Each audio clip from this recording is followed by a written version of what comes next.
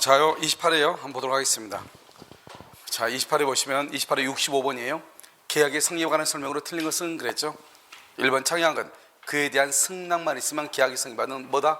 구체적 확정적이죠. 그래서 이런 우리가 청약이라는 것은 뭐냐면 내 집 살래 그것은 청약의 유인이고요.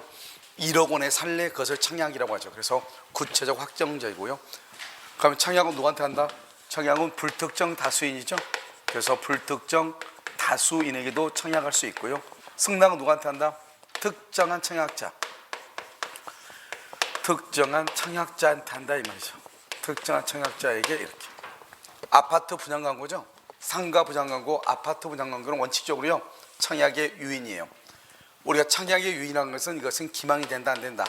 기망행위가 아니다 이런 말이죠. 3번 당사자 간의 동일한 내용이란 말이 중요하죠. 그래서 갑이 일한테 1억 원에 살래? 을이갑한테 1억 원에 팔래? 이렇게 상호 교차되죠. 그런데 이 청약은 원칙적으로 도달이죠. 그래서 양청약이 발송한테 틀렸죠. 발송이 아니고 뭐한테? 도달한테 계약이 성립하죠. 이때 도달은요 늦게 도달할 때, 빨리 도달할 때, 늦게 도달할 때 이렇게요. 4번 승낙자가 청약에 대해서 조건을 붙여 승낙하죠. 우리가 이 조건을 붙여서 승낙을 하는 것은 갑의 청약을 거절하죠. 그 청약을 거절이고 동시에 자기가 새롭게 뭐한 것이다? 청약한 것이다 이런 말이죠.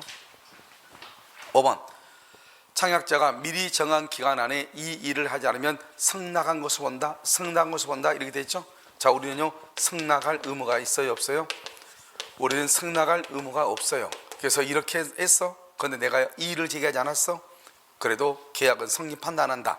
안 한다 이 말이죠. 이것을 상대방을 구속하지 아니한다 이렇게 얘기하는 것이에요. 그래서 정답 몇 번이다? 3번이죠. 그 다음에 갑은 자신의 X 건물을 을에게 임대하였고 을은 갑의 동의 없이, 갑의 동의 없이란 말이 중요하죠. 동의 없는 전대차죠. 임차권의 양도인데 양도죠. 동의 없는 양도죠. 자 보시면 이렇게요. 갑이 있고 을이 있고 이렇게 병이 있죠. 병에게 양도했다 이 말이죠. 우리가요 갑이 을이 병한테 양도한 것에 대해서 동의를 하죠. 이 동의하는 것은 대항 요건에 불과해요. 그러니까 우리는 이 을하고 병하고 임차권의 양도는 갑의 동의가 있든 없든 일단 유효인데 동의가 없으니까 그 유효한 임차권을 가지고 뭐 한다? 임대인에게 대항하지 못한다 이 말이죠. 그러면요 이 병은 갑의 입장에 봤을 때는 적법이에요 불법이에요? 불법점유죠. 그래서 불법점유가 되는 것이고요. 우리는 동의가 없으면 대항하지 못하지만 동의가 없어도 대항할 수 있는 경우가 있죠. 그건 어느 경우다? 동의 없을 때 부부가요 공동으로 가구점을 경영한다. 가구점을 경영한다. 이것을 뭐란다? 갑의 입장에서 배신적 행위가 아니다 이 말이죠. 그래서 배신적 행위가 아니다. 알겠죠? 이런 경우는 동의가 없더라도 뭐 할 수 있다? 대항할 수 있다 이렇게 얘기했고요. 그 다음에 동의 없는 전대차사는 갑하고 을이 아주 중요하죠. 그래서 갑이 을한테 해지를 하죠. 해지라면 해지를 했느냐 안 했느냐 이 말이죠. 만약에 해지하지 않았다. 이게 시험에 잘 나와. 그러면 존속 중이다 이 말이죠. 계약이 존속 중이다. 자, 해지하지 않았죠. 그러면 계약이 존속 중이잖아요. 이렇게 존속 중일 때는 일단 갑은 을한테요 차임을 청구하죠. 월세를요 차임을 청구하니까 일단 갑은 손해가 있어요 없어요? 손해가 없죠. 손해가 없으니까 갑은요 원래 병은 불법점이잖아요. 그러면 불법점유일 때 손해배상을 청구해야 되는데요 병에게 손해배상이나요 또는요 부당이득 반환을 청구할 수가 없는 거예요. 아시겠죠? 이것을 이제 동의 없는이다. 가장 이제 대표적인 거예요. 첫째 유효이다. 부부가 공동으로 가구점을 경영한다. 배신적 행위가 아닐 때는 동의 없어도 대항할 수 있다. 만약에 임대차가 해지하지 않았다. 그러면 존속 중이다. 그러면 갑은 을한테 차임을 청구할 수 있다. 그러면 갑은 손해가 없다. 따라서 병에게 손해배상을 청구할 수 없다. 이렇게 얘기하는 거죠. 그래서 여기 보시면 1번 을은 병에게 동의를 얻어줄 의무가 있죠. 동의를 얻어줘야 되고요. 을과 병 사이의 임차권 양도죠. 이 임차권 양도는 유동적 무효다. 그러면 틀렸죠. 그럼 임차권의 양도로 뭐가 된다? 그것은 유효이죠. 유효. 그래서 동의가 없어도 유효가 되는 것이고요. 3번은요. 갑은 을에게 차임의 지급을 할 수 있다. 청구할 수 있다. 그래서 갑은요. 을에게 차임의 지급을 청구하죠. 왜요? 아직 해지를 않았잖아요.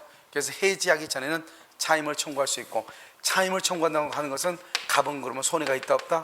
손해가 없죠. 손해가 없으니까 병에게요 손해배상을 청구할 수 있다 없다? 손해배상을 청구할 수 없다 이 말이죠. 없다. 그 다음에 4번은요, 만약 병이 을의 배우자이고 X 건물에서, 갑의 건물에서 함께 동거하면서 뭐를 경영했다? 가구점을 경영했다. 이것을 갑의 입장에서는 뭐가 아니다? 배신적 행위가 아니다. 그 배신적 행위가 아닌 경우는 동의 없이 을이 병에게 전대차 또는 양도를 했다 할지라도 그 양도, 즉 임차권 양도 계약 자체는 유효이다 무효이다? 유효이고 뭐 할 수 있다? 대항할 수 있고. 따라서요, 갑은 임대차 계약을 뭐 할 수 없다? 해지할 수 없다. 이렇게. 자, 5번은요, 만약 을이 갑의 동의를 받아 임차권을 병에게 양도해. 동의를 얻었죠? 만약에 동의를 얻었다 이렇게 나왔죠? 동의를 얻어서 임차권을 병에게 양도했다 이 말이죠. 동의 있는 경우 이미 발생된 을의 연체 차임 채무는 특약이 없는 한 병에게 이전되지 않죠. 그럼 이것은 왜 이전되지 않죠? 우리가 연체 차임이라고 하는 것은 뭐다? 그것은 채권이죠. 채권은 특정인과 특정인의 관계잖아요. 그러니까 여기서 보면 만약에 아무리 동의가 있다 할지라도 갑하고 을하고 임대차 관계고요. 임대차. 자, 을하고 병하고 전대차란 말이죠. 그러니까 만약에 이 을이 갑하고 있을 때 한 번 연체를 했어. 그런데 이 을의 임차권을 병이 양수를 했다 이 말이죠. 그럼 또 병이 양수해서 을의 갑한테 또 한 번 연체했어. 그럼 모두 두 번 연체다, 한 번 연체다, 한 번 연체가 되죠. 그래서 갑은요, 이 을이 연체한 것은 갑은 을한테 청구해야 되고요. 그 병이 연체한 것은 병한테 청구하는 것이다. 그래서 여기서 보시면 이미 발생된 을의 연체 차임 채무는 특약이 없는 한 이 말이 뭐냐? 채권, 양도, 양수, 특약. 그래서 채권을 양도, 양수한다. 양도, 양수.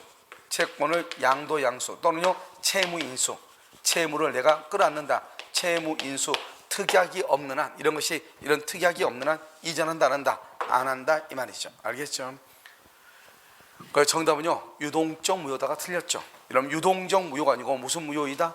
그것은 확정적 유효이죠. 그래서 양도는 양도인과 양수인 간의 합의로 하는 것이다 이런 말이죠. 그 다음에 67번은요 제3절 계약이죠. 1번 수익자는 계약의 해적권이나 원상회복 청구권이 없죠. 왜요?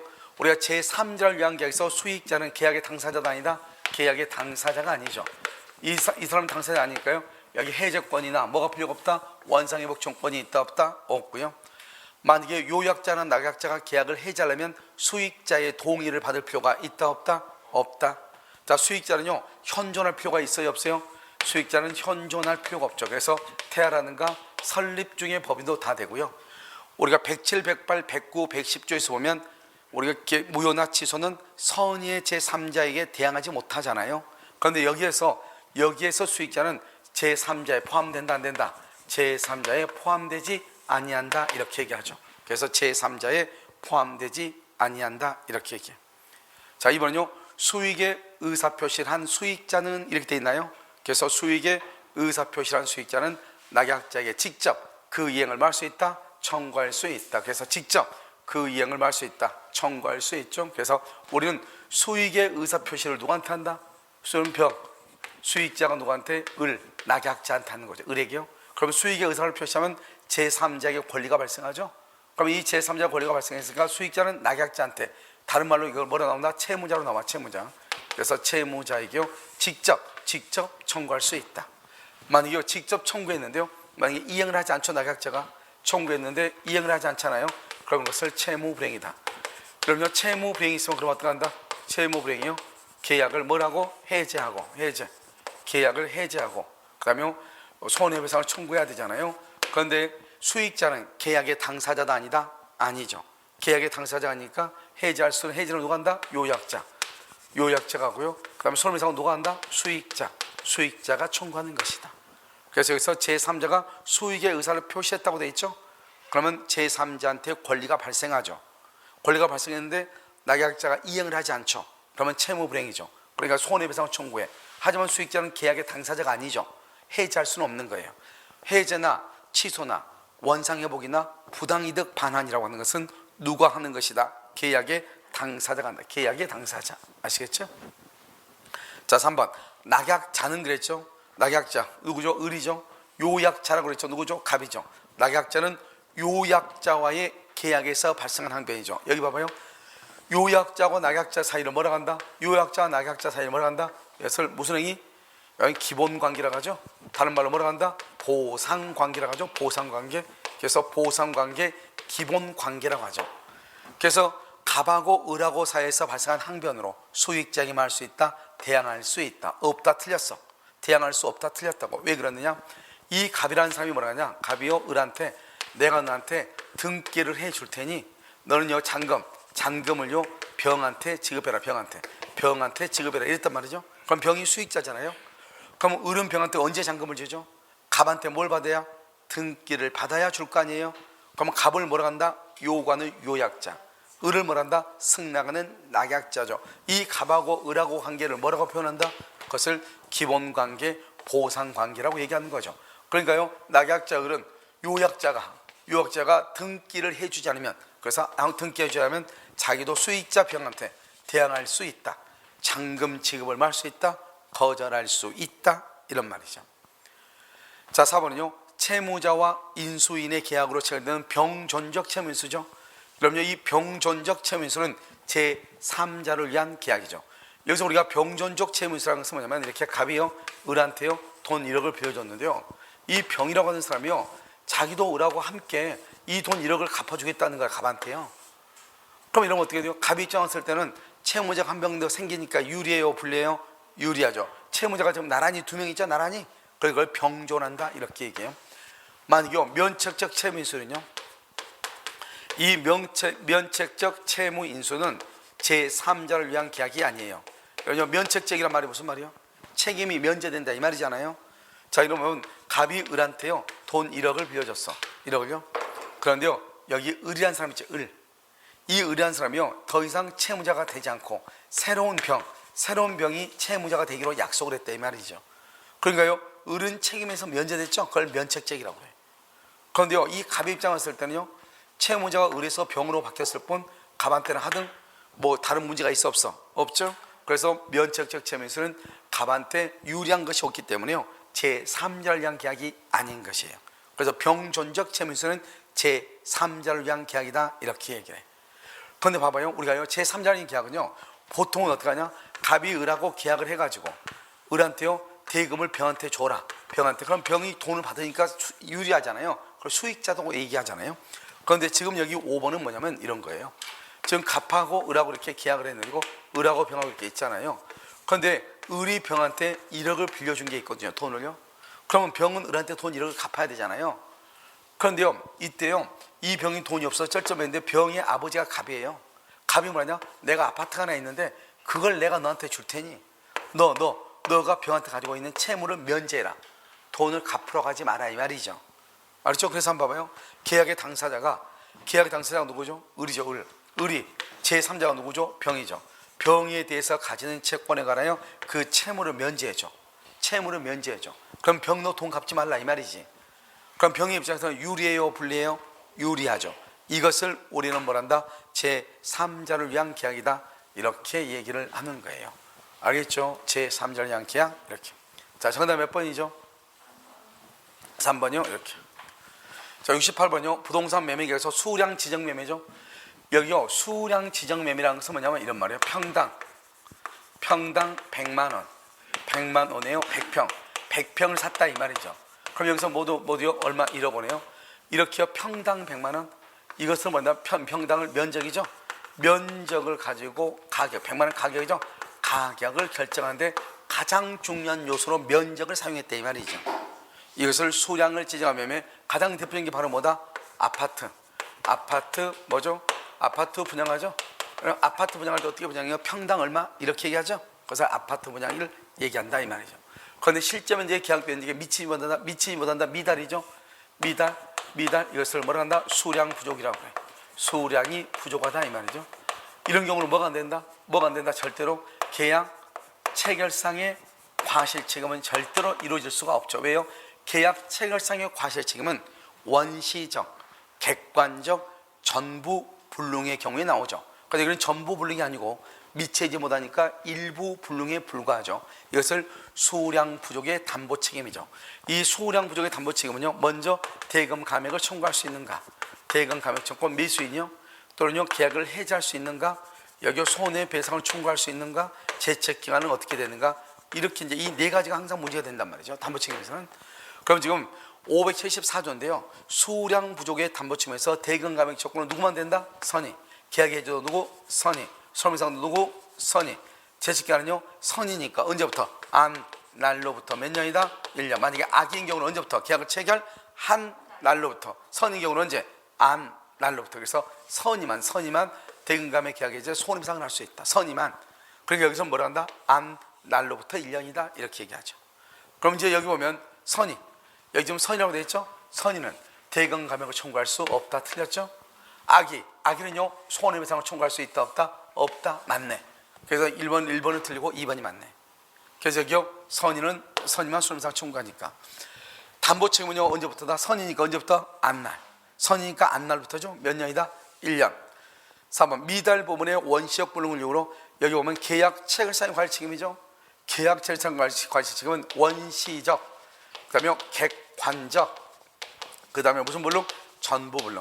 원시적, 객관적, 전부 불능이 돼야 돼. 원시적, 객관적, 전부 불능이 돼야 돼. 그것을 계약 체결상의 과실 책임이다 이렇게 얘기해. 그런데 여기요 미달 부분이죠. 미달 부분은 전부 불능이에요, 일부 불능이에요? 일부가 불능이잖아요. 일부 불능. 일부 불능이기 때문에 수량 부족의 담보 책임은 나올 수 있어도 뭐는 나올 수 없다?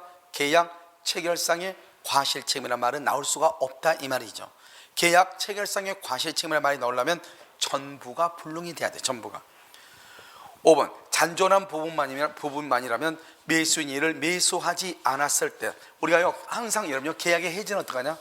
계약 해지는 어떤 사유로 인해서 목적을 달성할 수 없을 때 계약을 해지하는 거예요. 만약에 전부 타인이 권리다? 그럼 전부 타인의 권리는 언제나 목적을 달성할 수 없죠. 그러니까 선악불문하고 계약을 해지하는 거예요. 그런데 일부 타인의 권리는요, 일부가 타인의 소유로 인해서 그것을 취득하여 등기를 해줄 수 없게 됐을 때 그럼 목적을 달성할 수 없겠죠? 그럼 그때는 계약을 해지할 수 있다 이런 말이죠. 그러니까 항상 잔고리가 일부가 부족이잖아요. 그 부족한 것, 잔존부이 뭐죠? 그 부족한 것 때문에 매수인이 이를 매수하지 않았을 경우 선의의 매수는 계약, 만약에 그 잔존부이면 남아있는, 그러니까 만약에 예를 들어서 여기 100평을 계약했는데 70평밖에 안 된단 말이죠. 내가 만약에 70평만 매수인이 이를 70평만이라면 매수인은 이를 매수하지 않았을 것이다. 이러한 사정이 있으면 전부를 말 수 있다. 해지할 수 있다. 나는 100평이 꼭 있어야 돼. 70평은 나는 처음부터 계약 안 했어. 이런 거. 그래서 때는 어떻게 한다? 전부를 계약을 말 수 있다. 해지할 수 있다. 이런 말이죠. 자, 정답 몇 번이죠? 1번이요? 자요, 하자담보죠. 여러분, 하자담보는 뭐냐면 물건의 하자인데요. 우리가 이제 권리의 하자에서는 선이냐 악이냐만 따지잖아요. 그런데 여기 담보책임, 담보책임에서 특히 하자담보를 뭐라 한다? 하자담보는 물건의 하자라고 그래요. 물건. 이 물건의 하자의 경우는 매수인은 반드시 뭐가 돼야 돼요? 선의 플러스 무과실이 돼야 되고요. 제척기간은 언제부터? 안 날로부터 몇 개월? 6개월이 되죠. 6개월. 이것을 물건의 하자라고 얘기하는 거예요. 물건의 하자. 그래서 이것을 물건의 하자 이렇게 얘기하는 거란 말이죠. 자, 1번은요. 건축의 목적으로 매수한 토지에 대해서 법적 제한이죠. 우리가 법적 제한을 뭐라고 한다? 그걸 법률적 장애라고 얘기하는 거죠. 법률적 장애. 이 법률적 장애는 뭐가 된다? 이것은 물건의 하자가 되죠. 물건의 하자. 이 물건의 하자는 경매의 경우 담보책임을 진다 안 진다? 안 진다 이 말이죠. 그래서 건축 허가를 받을 수 없다. 그것을 물건의 하자라고 한다. 이 물건의 하자는 경매에서는 담보책임이 없다. 경매에서는 권리의 하자일 때만 담보책임을 진다. 3번 하자 담보책임에 기한 매수인의 손해배상 청구권이죠. 이게 이제 문제야. 왜냐면 우리가요 담보책임은 어떻게 해요? 담보책임은요 여기 보면 안 날로부터 6개월이죠. 이 6개월이라는 것은 제척기간을 얘기하거든요. 근데 보통 우리가요 제척기간인데 여기서 봐봐. 우리가 청구권이 있고요. 청구권이 있고 뭐가 있어요? 형성권이 이렇게 있잖아요. 여러분 청구권은 뭐에 걸린다? 청구권은 소멸시효에 걸리죠. 소멸시효. 소멸시효에 걸린다 이 말이죠. 그다음에 형성권은 뭐에 걸린다? 제척기간에 걸린다 이 말이죠. 형성권은 제척기간. 그런데요 문제는 뭐냐면 여러분요 손해배상 청구권이란 말이죠. 이 손해배상 청구권이잖아요. 그럼 이 손해배상 청구권은 청구권 앞에 무슨 말이 있어? 배상이 있죠. 청구권 앞에 무슨 말이 있어야 형성권이다? 매수, 분할, 증감, 소멸. 매수, 분할, 증감, 소멸. 그 말이 있어야 형성권이잖아요. 그런데 청구권 앞에 손해배상이죠. 배상. 그럼 이것은 형성권이 아니죠. 형성권이 아니니까 이것은 뭐다? 순수한 뭐가 된다? 청구권이죠. 청구권은 뭐에 걸린다? 소멸시효에 걸린다. 이렇게 해야 돼. 그런데 우리 법에는 6개월의 제척기간에 걸린다 그랬단 말이죠. 근데 판례가 말했냐? 손해배상 청구권은 청구권으로서 소멸시효에도 걸릴 수 있다. 여기서요 안나라는 것은 일부가요 하자가 있다고 하는 것을 알았다 이 말이죠. 그런데 여기요 10년 소멸시효는요 내가 목적물을 인도받은 날부터, 처음에 내가 매수인이 매도인과 계약에서 인도받은 날부터 몇 년이다? 10년. 아시죠? 그걸 얘기해. 그래서 여기요 하자담보채무에서 매수인의 손해배상 청구권이죠. 이것은 청구권이니까 소멸시효의 대상이 된다 이런 말. 소멸시효의 대상이다. 이때 소멸시효예요. 소멸시효 대상 몇 년이다? 10년. 이렇게 10년. 그래서 소멸시효 10년의 소멸시효 대상. 그럼 언제부터 10년이? 언제부터 10년이에요? 언제부터? 여러분요 소멸시효는 언제부터 10년이 되냐 이 말이죠. 목적물을 만 날부터 인도받은 날. 인도받은 날부터 몇 년이다? 10년. 내가 하자가 있음을 안 날로부터 몇 개월? 6개월의 제척기간. 하자가 있음을 안 날부터 6개월의 제척기간. 매매 계약을 하고 목적물을 인도받은 날부터 10년의 무슨 기간? 손해배상, 소멸시효. 알겠죠? 그래서 여기 6개월이든 10년이든 먼저 끝나면 끝나는 거예요. 그래서 여기서 중요한 것은 손해배상 청구권은 청구권으로서 소멸시효에도 걸린다 이 말이죠. 물론 6개월의 제척기간에도 걸리고. 자 4번은요 매도인이 매매 목적물에 하자가 있다고 하는 것을 알면서, 매도인이 알면서 악이죠. 매수인에게 고지하지 않고 담보책임 면제 특약. 우리는요 이 담보책임은 뭐냐? 여기서 순수한 채권이에요. 채권이니까 담보책임은 무슨 규정이에요? 원칙은 임의 규정이죠. 임의 규정이요. 그런데요 그래서 담보책임을 면제하거나 또는 가중하거나 경감할 수 있단 말이죠. 그런데 이 담보책임을 면제하기로 하는 특약을 했음에도 불구하고 그때는요 이 사람이요 물건에 그러면 하자가 있는 것을 알았으면은 담보책임 면제 특약할 때 그걸 고지해야 돼. 고지.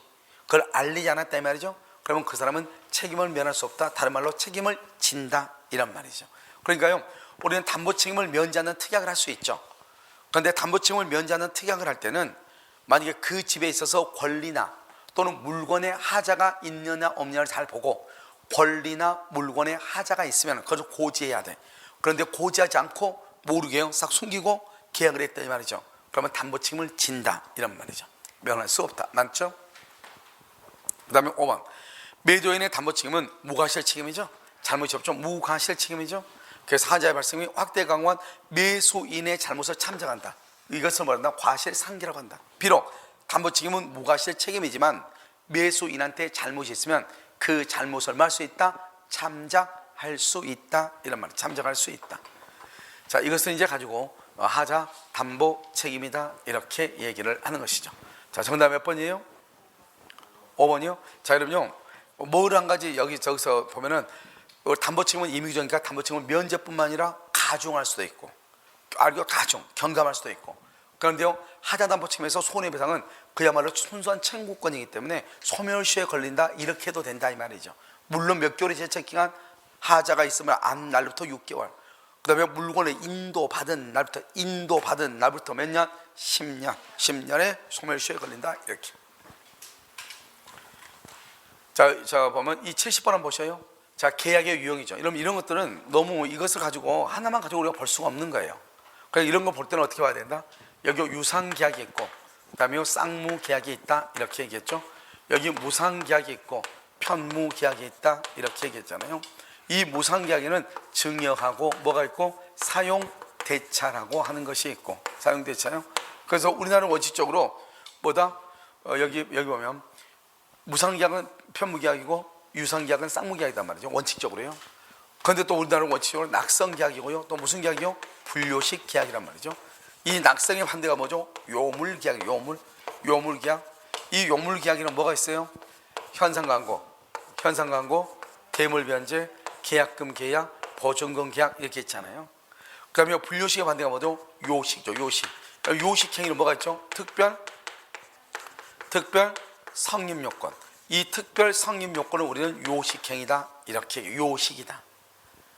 자 그럼 여기 보면요 유상은 쌍무고 쌍무는 유상이고 무상은 편무고 편무는 무상이잖아요.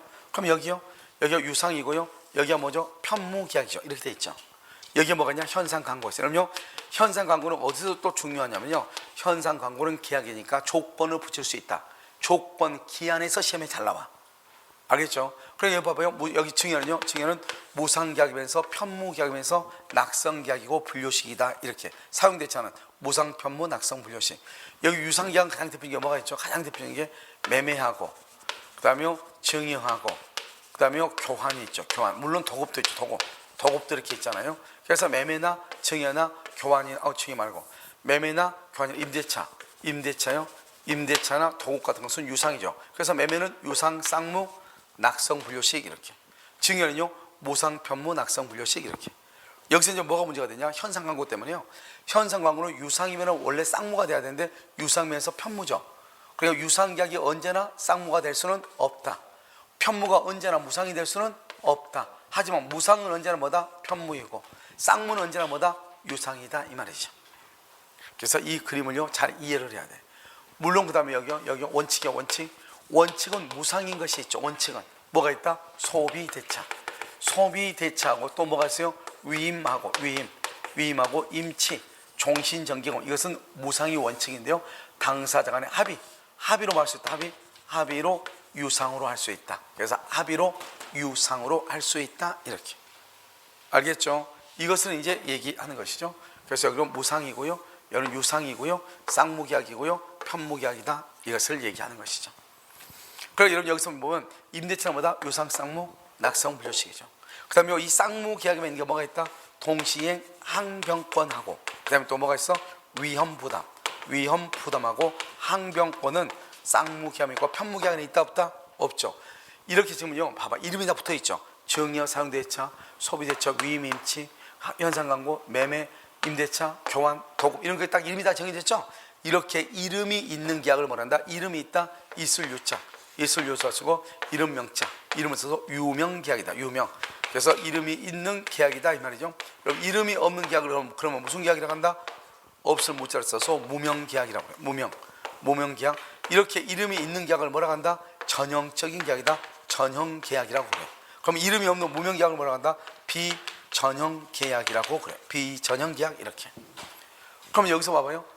여기는 중개계약 있죠. 우리 법이요, 어디에 돼요? 민법이요, 중개계약이란 말이 있어 없어? 없죠. 그래서 없으니까 계약은 계약인데 비전형계약이다 이 말이에요. 전형계약 그러면 틀려. 부동산 교환이죠. 교환. 여러분 교환은 뭐죠? 교환은 여기 봐봐. 교환은 여기요, 교환계약은 유상이면서 쌍무죠. 유상, 쌍무, 낙성, 분료식이야. 그래서 무상, 계속적 그러면 안 돼. 무상 아니고요, 유상이고요, 계속적 그러면 안 돼. 일시적이라고 그래. 일시적. 우리가 이러면요, 일시적은 한두 번 보고 마는 거 뭐가 있어? 매매, 교환, 증여, 이것은 일시적이고, 사용대차, 소비대차 이런 것들 우리가 돈을요 1년, 2년, 3년, 10년도 빌려주죠. 이런 경우는 뭐란다? 계속적이죠. 그러니까 계속적 계약이다. 그런데 교환하고 매매하고 증여는 무슨 계약이다? 일시적 계약이다. 자, 증여는 뭐다? 증여 계약은요 어떻게 해서? 증여는 여기가 증여죠. 증여는 무상, 편무, 낙성, 분료식. 무상, 편무, 낙성, 분료식. 무상이지 유상은 아니다 이 말이죠. 그 다음에 임대차는요 쌍무, 유상 맞죠? 그래서 임대차는요 여기 임대차, 유상, 쌍무다. 쌍무, 유상이랑 유상, 쌍무랑 똑같은 말이잖아요. 그렇죠? 그래서 유상, 쌍무, 유상 계약이다 이렇게 얘기를 하는 것이죠. 자, 정답 몇 번이죠? 5번이요? 자, 이제 71번 이렇게 나왔잖아요. 그럼 71번 이걸 딱 보면 이건 교환계약이죠. 그래서 28에 한번 나오고요, 이제 작년에 우리 시험에 한번 나왔죠. 28에 나오고 31회 때 나왔어. 알죠? 교환계약이요. 자, 이거 보면 갑은 자신의 X 건물을 을소유 X토지와 교환하기로 하면서 가액의 차이로 발생한 보충금의 지급에 가름해서 Y 토지에 설정된 저당권의 피담보 채무를 이행인수하기로 했다 이렇게. 자, 그러면요 여기요 갑이 있죠. 갑은요 자신이 건물을 가지고 있고요, 여기 을은 뭘 가지고 있어요? 을은요 토지를 가지고 있죠. 이걸 두 개를 맞바꾸기로 했단 말이죠. 그런데 가격의 차이가 나는 거예요. 이건 2억짜리고 이건 3억짜리인 거예요. 그럼 이건 팔 수 없잖아요. 그런데 여기 마치면 여기요 A가요 저당이 있는데요, 이 저당권이요 1억의 저당권이 있단 말이죠. 그러니까 이 을이요 내가 1억 원을 끌어안을게, 내가 그거 끌어안을게 그러면 되죠. 무슨 말인지 알겠죠? 그래서 그러면 이렇게 가지고 이 사람은 이것은 이제 보충금으로 주기로 하고, 그러면 여기는 3억짜리 여기 2억짜리니까 교환이 안 될 거 아니에요. 여러분이 만약에 3억짜리 가지고 있어 봐. 2억짜리 집하고 바꿔요? 안 바꿀 거 아니에요. 그런데 마치 여기에 저당권이 있는 거예요. 1억에 피담보 채권. 그러면 이 을이 뭐라 한다? 여기 토지에 있는 것을 이 갑이 뭐라 한다? 내가 그러면 이 1억 내가 책임지고 이렇게. 그럼 책임지고 그러면 원래 얼마죠? 2억에다가 1억을 책임지니까 얼마가 돼요? 3억이 되죠. 그러니까 여기 3억 똑같잖아요. 자, 그럼 보세요. 교환계약 체계로 갑의 귀책 사유. 항상 이거 뭐냐면 교환계약은 유상계약이면서 쌍무계약이죠. 그러니까 우리가 유상계약에 있는 게 뭐가 있어요? 유상계약에 있는 게 뭐가 있다? 계약금이 있고요. 그 다음에 계약의 해제권이 있고, 그 다음에 담보책임 같은 것이 있죠. 이렇게 담보책임이요. 유상계약은요. 그 다음에 쌍무계약에는 뭐가 있죠? 쌍무계약은요. 위험부담하고요. 그 다음에 또 뭐가 있죠? 동시이행관계. 이것이 위험부담. 이게 있단 말이죠. 그럼 지금 1번이 바로 위험부담이란 말이에요. 1번이 이게 위험부담이다. 그러니까요, 우리는 위험부담이라는 것은 매매 계약에만 있는 것이 아니고 어디에도 있다? 교환 계약에도 있다 이 말이죠. 그러니까 교환 계약을 체결했잖아요. 이 교환 계약을 체결한 다음에 채무자의 잘못 없이 멸실됐잖아요. 그럼 채무자의 잘못 없이 멸실됐다? 이것을 채무자 위험부담주의죠. 그래서 채무자는 채권자에게 대금을 청구할 수 있다 없다? 없다. 그래서 적용되지 않는다. 1번 틀렸죠. 2번 갑이 보충금을 제한 X건물의 소유권을 을에게 이전하죠. 알겠죠? 을에게 이전하게 되면 특별한 사정이 없는 한 계약상 의무는 다한 것이다. 왜요? 이러면 우리가요, 저당권 있죠. 저당권의 피담보 채권은 내가 언제 갚으면 돼요? 변제기 때 갚으면 돼요. 변제기. 계약은 5월 1일인데 변제기는 10월 1일이야. 그럼 언제 갚으면 된다? 10월 1일 날 갚으면 되는 거잖아요. 무슨 알겠죠? 그러니까 일단은 뭐 한다? 토지에 대한 등기 넘겨주고 건물에 대한 등기를 받는 거죠. 원칙은. 그러고 나서 저당권은요, 나중에 이행인수했으니까 나중에 갚으면 되니까요. 자, 3번요. 갑과 을이 특약이 없는 한 물건에 하자. 봐봐. 다른 말이 안 붙는 게 아니야. 우리가 지금 담보책임이래요. 담보책임. 교환계약에도 담보책임이 있고, 교환계약에도 위험부담이 있다. 이걸 지금 보여주고 있는 거예요.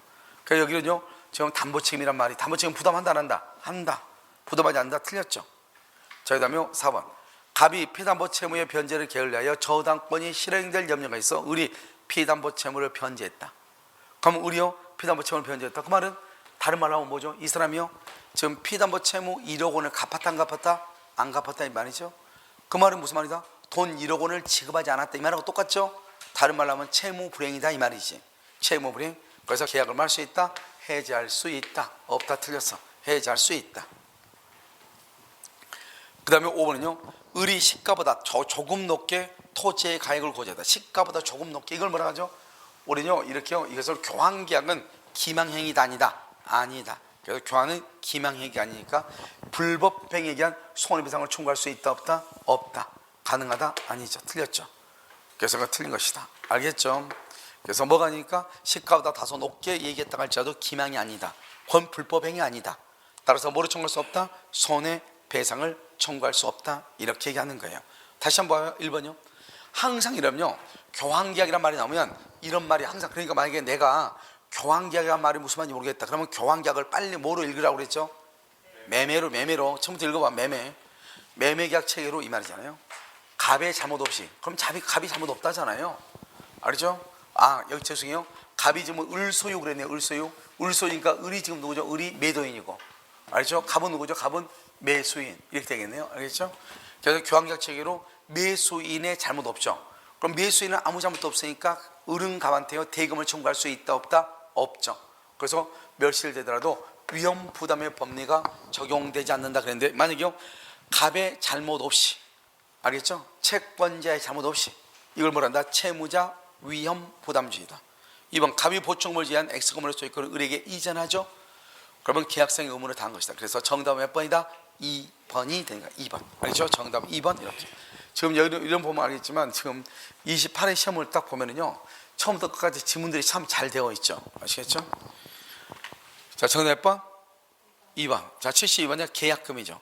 자, 1번 계약금 포기한 계약 해지의 경우 상대방은 채무령, 그건 안 되죠. 우리가 이러면 계약금에 의해서 계약을 해지할 때는 언제 해지하느냐? 자요, 2월 1일 갑악을 하고 계약을 체결하죠. 계약을 체결하게 되면 이걸 주된 계약이라고, 주된액이죠. 주된.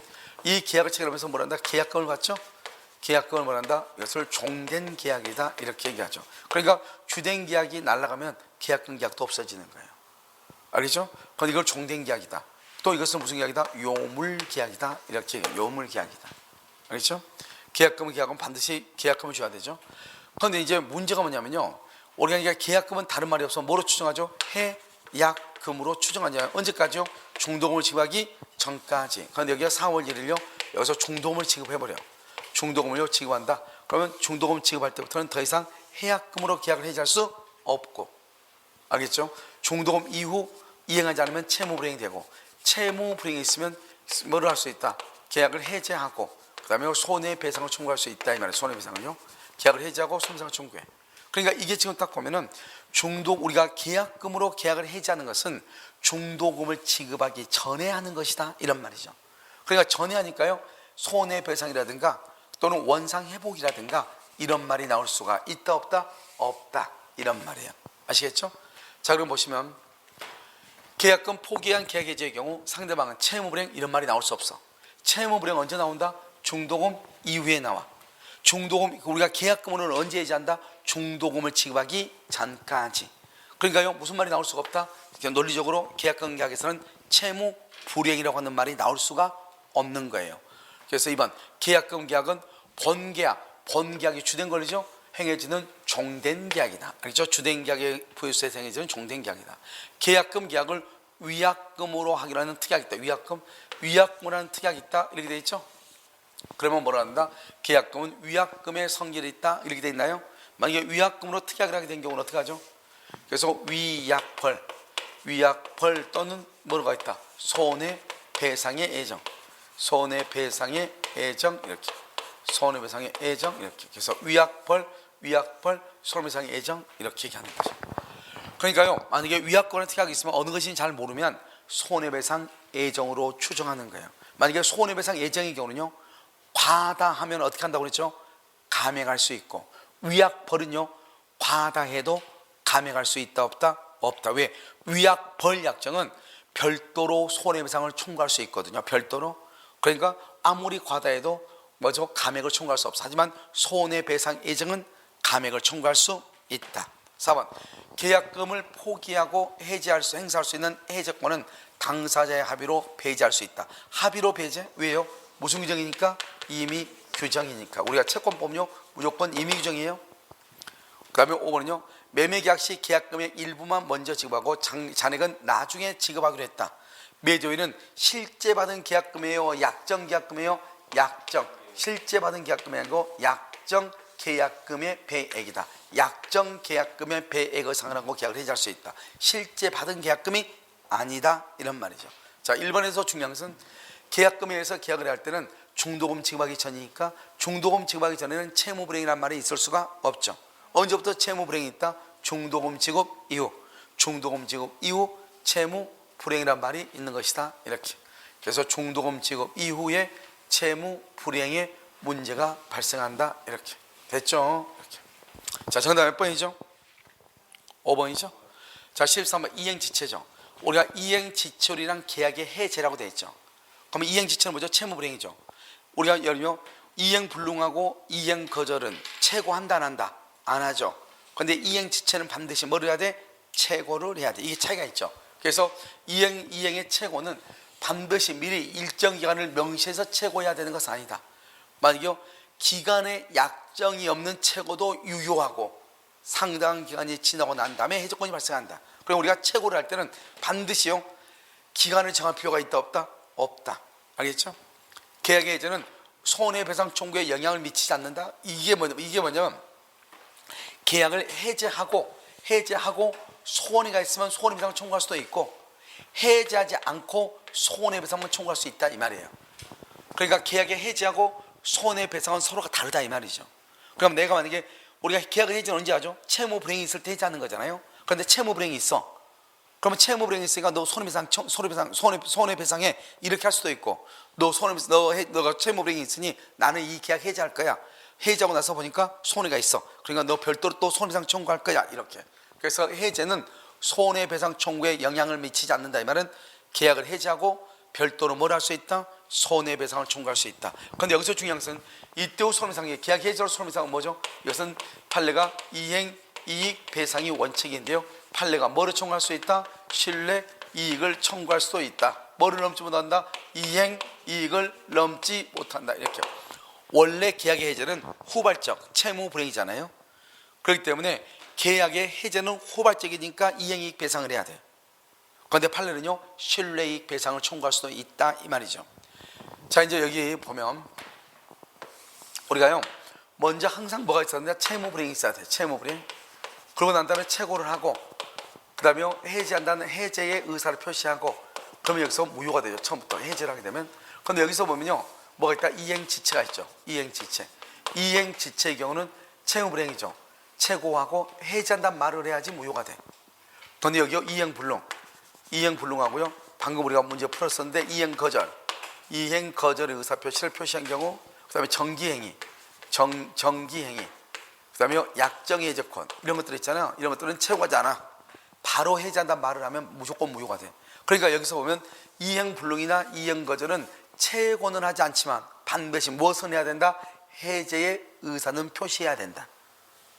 됐죠? 자, 그러고요 지금 여기 보면 당사자 일방이 정기행위라고 있죠. 정기행위는 뭐라고 항상 뭐라고 암기하고 있죠. 정기행위는 계약의 성질, 당사자의 의사표시. 다른 말로 뭐다? 결혼식, 결혼식의 부케. 이런 결혼식의 부케는 언제 필요해요? 결혼식 날 필요하는 거잖아요. 이혼할 때 필요한 게 아니잖아요. 그러니까 결혼할 때 필요하기 때문에요 그때 아니면 의미가 없잖아요. 그때 아니면 의미가 없는 거 그것을 정기행위라고 얘기를 해. 그래서 이런 정기행위는 일정한 시기에 이행을 하지 않으면 상대방은 이행에 뭐 없이 채고 없이 해지할 수 있다. 여기 정기행위는 채고 없이 해지할 수 있다. 됐죠? 자, 1번. 아니 뭐죠? 우리 아까 이행불능 한번 나왔죠? 이행불능도 무엇이 채고 없이 해지할 수 있다. 이런 말이죠. 당사 쌍방이 여러 명이죠. 쌍방이 여러 명이면 어떻게 해요? 해지할 때는 여러분 되도록이면 해제를 해야 돼? 해제를 안 해야 돼? 해제를 안 해야죠.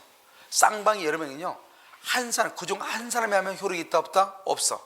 해제는 어떻게 한다? 전원이 전원에 대해서 전원에 대해서 해야 돼. 수임이면 전원이 전원에 대해서 해야지 한 사람한테 하면 안 된다 이런 말이죠. 그 다음에 5번 쌍무계약에서 당사자 일방이 먼저 이행 제공을 하더라도 상대방이 채무를 이행할 수 없음이 명백한지 여부는 언제로 한다? 이행할 수 있냐 없냐 하는 것을 언제를 기준으로 한다? 계약 해제 시를 기준으로 한다. 계약을 해제할 때 이것을 이 사람이 이행할 수 있는지 없는지 딱 알 수 있잖아요.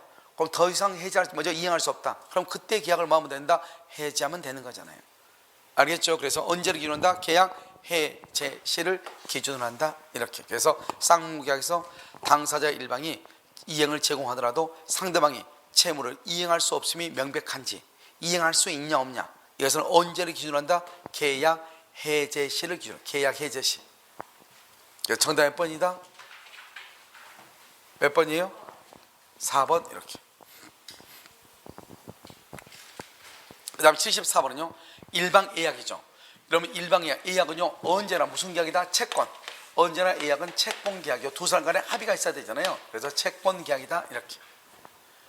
일방 예약은 상대방이 매매를 완결할 의사를 표시. 이걸 매매를 완결할 의사를 표시를 뭐라고 하죠? 그래서 예약 완결권 행사죠. 예약 완결권을 행사를 하죠.